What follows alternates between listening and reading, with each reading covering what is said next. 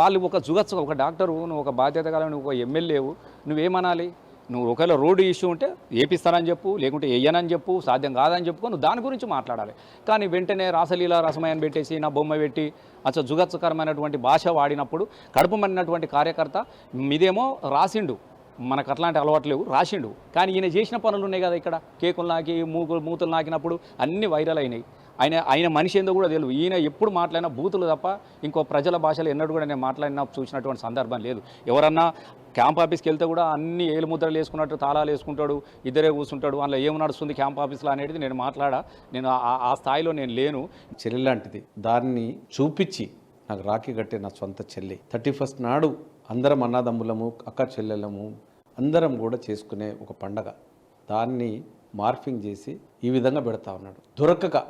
ఏది దొరకక కమిషన్లు తీసుకుంటే నిరూపించు, ఆధారాలతో బయటపెట్టు, నేను ఇమ్మీడియట్గా ఈ రాజకీయాల నుండి వైదొలుగుతా.